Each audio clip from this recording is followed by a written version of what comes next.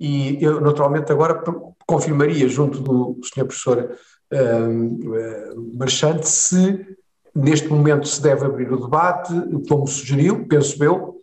Bem, o primeiro a fazer uma pergunta assim passa a ser uma pergunta escrita. Posso ler a pergunta, se eu Faz consigo? favor, faz favor.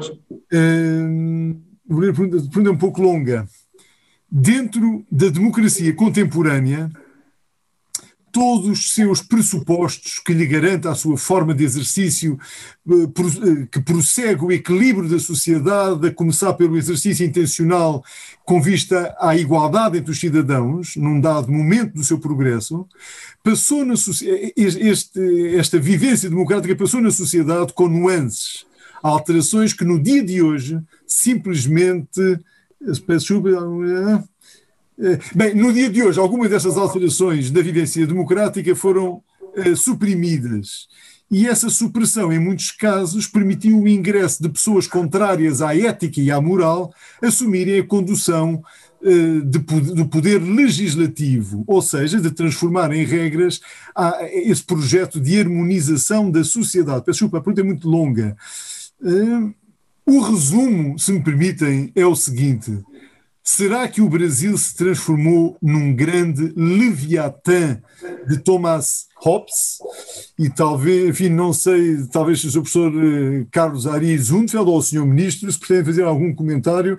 Então não sei se um dos senhores professores ou ambos pretendem responder.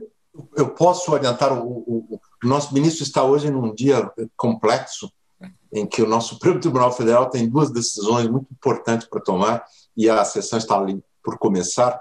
Então, acho que há dificuldade para ele intervir nesse momento, mas eu diria que no caso brasileiro, o nosso desafio é conseguir reorganizar as forças do Estado para atender a maior parte da população. O ministro Barroso mencionou isso. A apropriação privada do orçamento público, por exemplo, brasileira, é incrível, por meio de normas tributárias que dão isenções, dão vantagens tributárias para categorias, mas também pela distribuição de recursos arrecadados para grupos de interesse minoritários, né? E tem sido muito difícil pelos instrumentos democráticos, até o presente momento, fazer uma reforma completa desse estado de coisas. E isto é uma das razões da nossa crise política, porque, afinal de contas, a grande parte dos recursos públicos no Brasil que fazem falta para atender as demandas sociais que emergiram com a democracia, eles estão apropriados por grupos de interesse que têm representação no mundo da política, no mundo do Estado, que não é só política eleita, né? Estão nas normas, a visão das pessoas a respeito das normas, né? E isso provoca algumas propostas que desafiam muito o mundo judicial, que são propostas de desprezar as leis, de mudar as leis pela via judicial. Porque muitas leis, muito naturalmente, elas são fruto da apropriação privada do processo de deliberação pública, uma apropriação privada indevida. Então, a todo tempo é levado aos tribunais o pedido de que anulem leis porque elas seriam injustas, ou de que, neste ou naquele caso, deem benefícios para categorias que se veem privadas. Então, essa é uma situação em que, para resumir a minha resposta, a política não consegue, apesar de todos os nossos avanços democráticos, dar respostas que sejam consideradas satisfatórias para uma grande parte da população brasileira. Isto leva a uma tentativa desses grupos que se veem desassistidos usar o debate no foro judicial para reverter aquilo que perderam na política e que consideram injusto, trazendo, portanto, para dentro dos tribunais tensões que, no fundo, deveriam ter sido resolvidas lá no mundo da política, nos parlamentos, na administração pública. Então, isto é algo que faz crescer as tensões entre o mundo judicial brasileiro e o mundo político. Então, acho que a nossa situação é esta. E o Poder Judiciário tenta dar conta disso, quer dizer, um desafio de não se desplugar do direito, nem sempre consegue, mas também ter um papel positivo de transformação da sociedade. E claro que nisso usa algumas das válvulas de escape que as indeterminações normativas propiciam. É isso que eu diria sobre essa questão complexa, né? Sr. Presidente.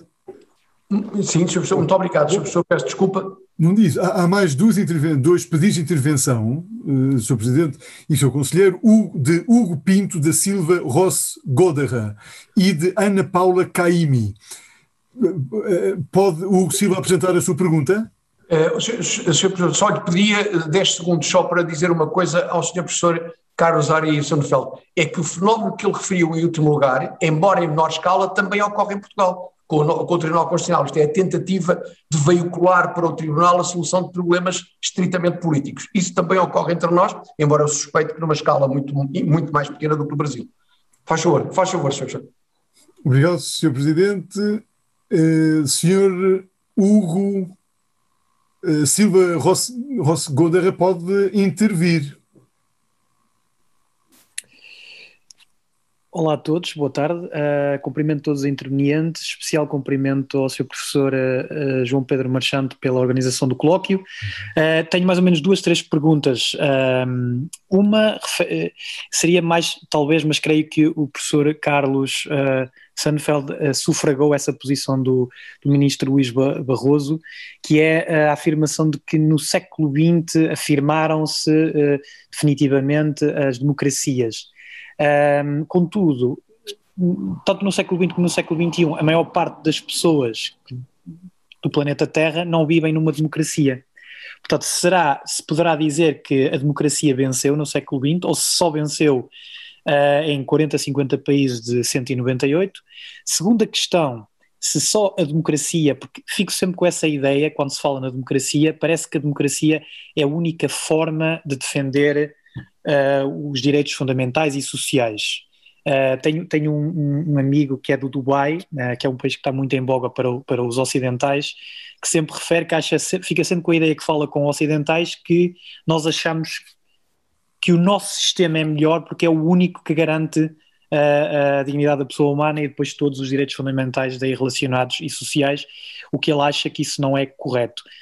E a terceira, como é que se pode ver a questão de que em poucos anos, se não já no presente, a maior economia do mundo não será uma democracia, portanto passaremos o testemunho, e como é que nós podemos ver que a situação de que talvez o país que mais tentou exportar e que entrou em guerras, etc., com a palavra democracia, que foi os Estados Unidos da América, com o apoio de muitos países europeus, já não será mais uma democracia e poderá não estar interessado em defender essa posição ou essa forma de governo. Enfim, muito obrigado. Sr. Professor, se quiser fazer um favor.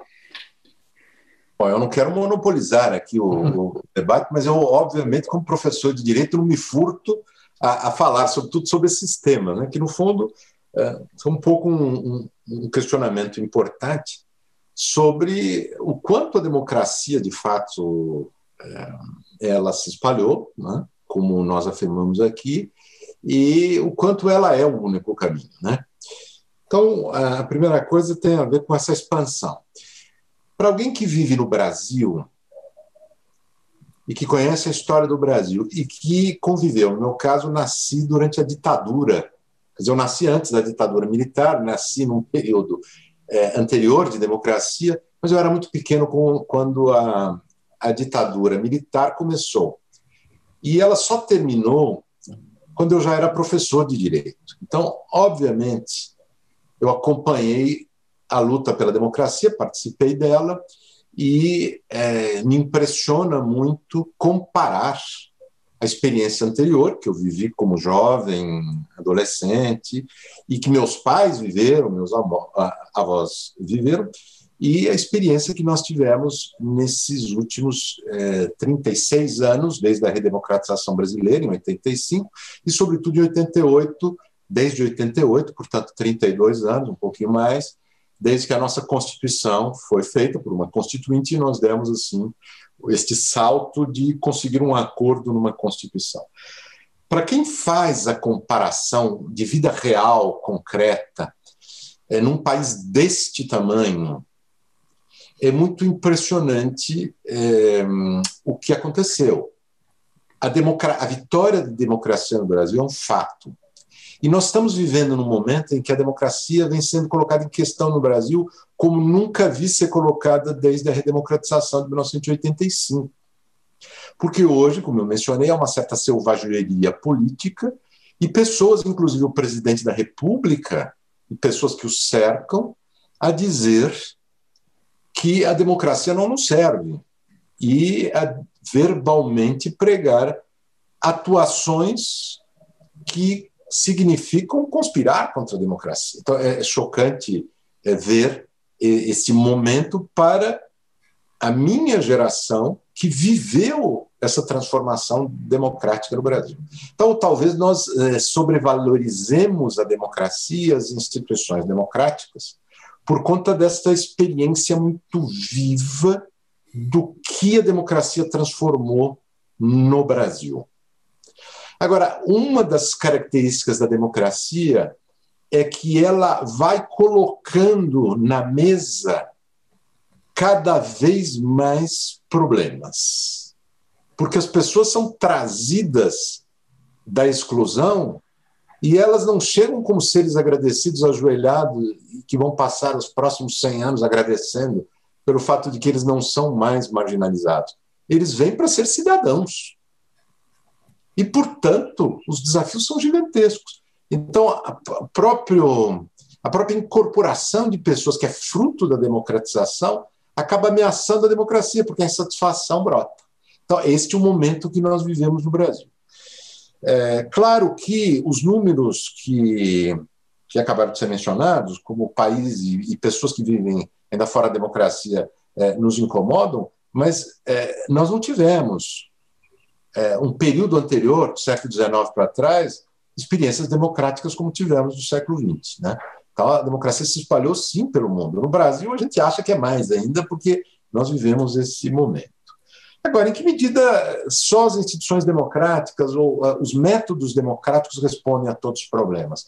Eu acho que estamos aqui falando entre juízes de cortes constitucionais, e sabemos que as cortes constitucionais têm um papel de ser um órgão que não é um órgão exatamente de representação democrática, mas ele tem a missão de tornar efetiva uma deliberação democrática que precede, que é aquela que está na Constituição. De qualquer maneira, ele tem um papel contramajoritário, por exemplo, né, que nós podemos dizer que significa o reconhecimento que nem tudo é representação, nem tudo é deliberação por maioria, e, portanto, não significa que democracia, as democracias modernas possam ser resumidas, e nem o Brasil, tampouco Portugal, não é? A votações e eleições e deliberações na rua.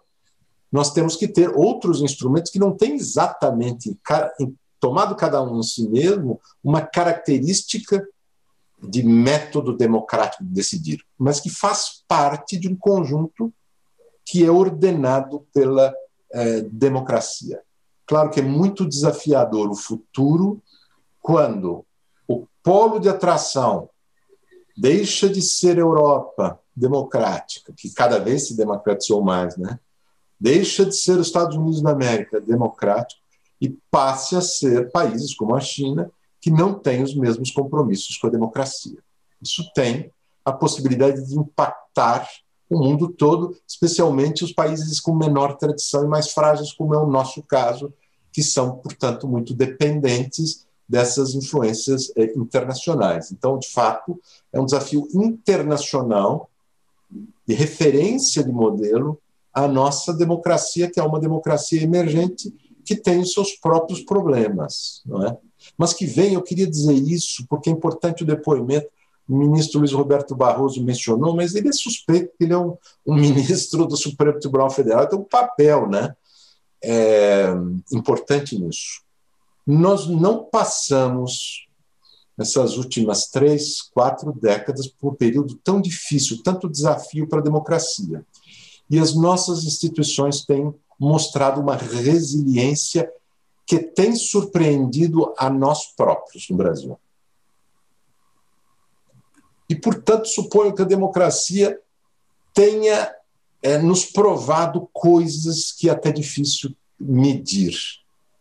Mas ela tem resistido no Brasil às investidas que vêm ocorrendo.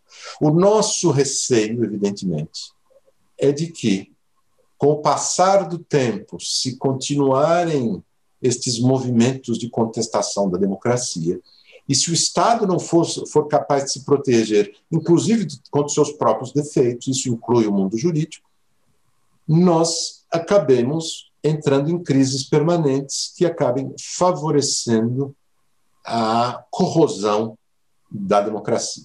Mas, por enquanto, apesar de nós vivermos em estado de nervos, nós ainda sobrevivemos em meio à pandemia com o conforto de que nós construímos uma democracia que tem conseguido resistir às mais difíceis provações que viveu nesses 40 anos. Muito obrigado, Sr. Professor. Sr. Professor Marchante, não sei quem é que se segue, se é o favor. Já vou sempre. Então, segue-se duas perguntas. Há 3 ou 4 perguntas, eu arrisco-me a resumir em 2. Sobre os princípios jurídicos. Uma delas, eu diria que é de um senhor que tem uma boa esperança, enfim, tem boas expectativas com todos os princípios, e outro talvez seja um cético. Vou ler as 2 perguntas, são muito interessantes. Primeira, a ideia é que o professor Carlos Ari Zundfeld, do excessivo recurso do legislador a enunciados principiológicos como prova de excessiva indeterminação do direito, não será antes uma forma de a lei limitar a discricionariedade na aplicação da norma, necessariamente geral, fixando uma direção, um desiderato normativo, ou seja, aqui os princípios iriam disciplinar, se me permite, algo que se pode dizer, iriam disciplinar o aplicador na resolução de um caso concreto. Mas logo a seguir vem uma pergunta, permita-me, Sr. Professor Carlos Ari Zundfeld, de apresentar as duas ao mesmo tempo. O outro assistente vem dizer o seguinte, enfim, faz aqui um elogio e essas coisas, também cabe ler. Senhores professores, muito obrigado pelas excelentes exposições.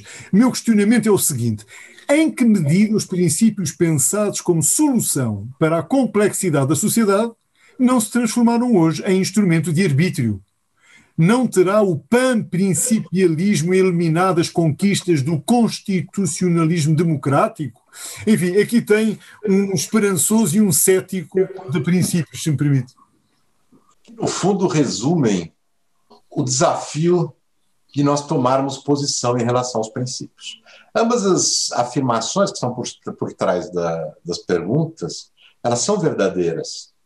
O recurso a princípios, por exemplo, para nós que somos professores de direito administrativo, na lei de processo administrativo brasileira, que só surgiu na década de 90, nós não a tínhamos antes, o recurso aos princípios foi um mecanismo para tentar diminuir a discricionariedade administrativa. Enfim, um recurso tradicional, a jurisprudência francesa do Conselho de Estado francês apostou neste caminho de enunciar princípios utilizados nas decisões concretas, dizer que aqueles princípios tinham valor normativo e, a partir daí, eles orientariam no futuro as decisões administrativas, diminuindo a discricionariedade. E por isso é que foram incorporadas em leis como a Lei de Processo Administrativo brasileira. Só que existem problemas. Quando um medicamento funciona, nós tendemos a tomar mais e mais doses. E nós fomos multiplicando a nossa aposta na capacidade de um remédio para dor de cabeça curar um câncer de cérebro. E nós fomos colocando cada vez mais princípios nos textos normativos, e mais do que isso, os intérpretes passaram a se sentir mais livres para enunciar princípios. E isso tem sido uma realidade. Então, eu lhes dou um exemplo concreto da realidade brasileira, que é a tensão que existe hoje entre gestão pública e controladores de contas no Brasil. Os controladores de contas vêm ultrapassando a sua missão constitucional e vêm assumindo uma função de gestão pública. Por exemplo, querem aprovar previamente contratos, o que a Constituição brasileira lhes mandava fazer até a década de 60, depois foi mudada para dizer que não fazia mais. E usam para fazer análise, estão conseguindo na prática impor isso, porque afinal de contas a administração pública se sente pressionada, né, por o risco de não ter essas aprovações, e aí usam para tomar decisões sobre melhor estruturação de contratos de concessão, usam princípios, como, por exemplo, o princípio da economicidade. Assim o Estado gasta menos, assim arrecada-se mais, assim é melhor para o usuário. No final das contas, são mecanismos com que os nossos controladores de contas trazem a si a deliberação sobre assuntos públicos altamente complexos. Bom, qual é o perigo embutido nisso? Arbítrio, de um lado, pouca transparência, porque, afinal de contas, a transparência da gestão pública é diversa da transparência de um controle de contas, né?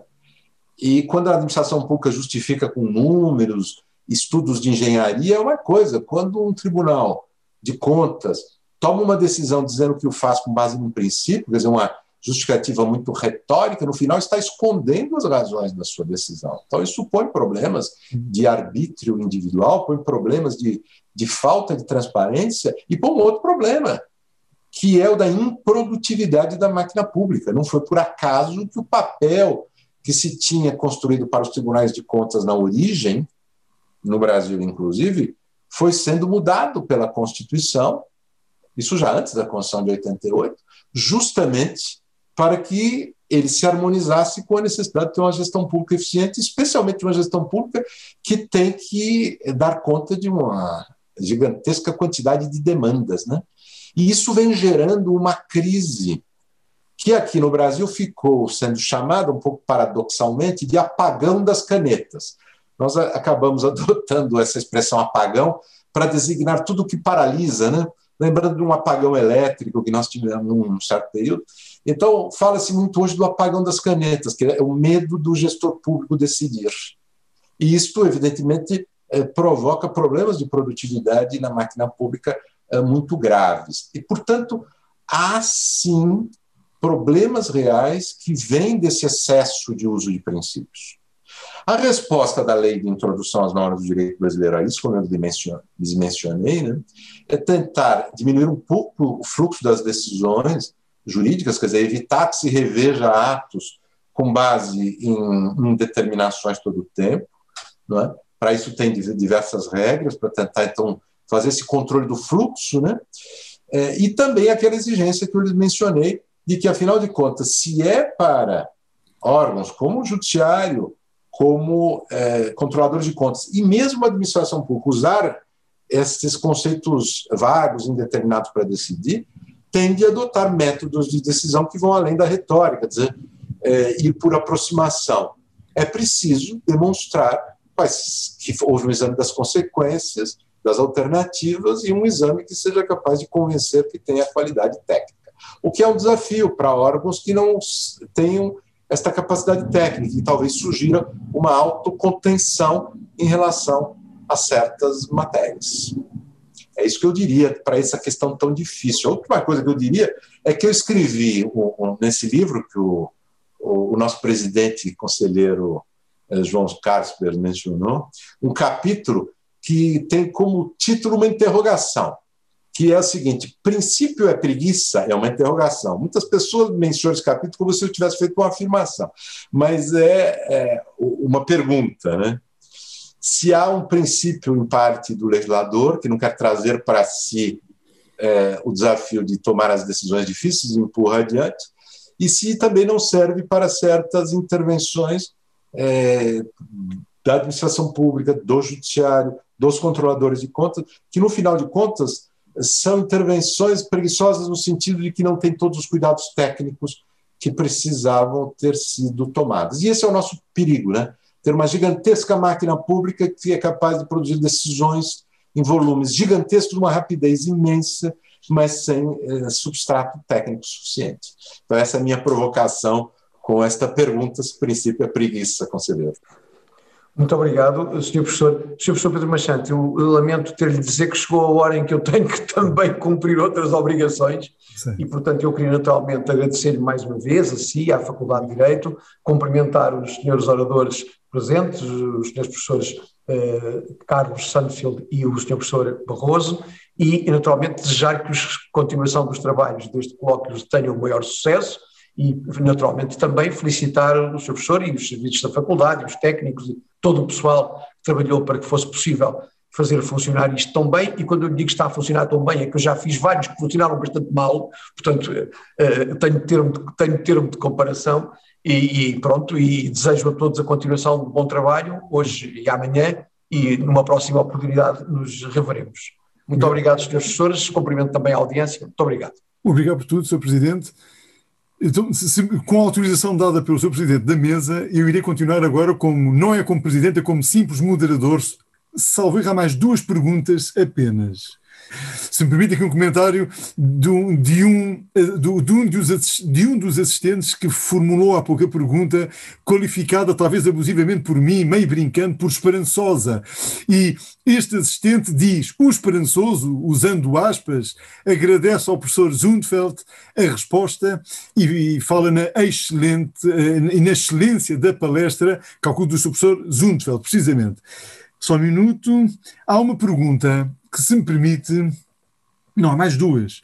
Há uma pergunta que, de quem, vou ler a pergunta, mas eu sugiro que não seja respondida pelo Sr. Professor Carlos Ari Zundfeld, e muito menos pelo Sr. Ministro, que também não está.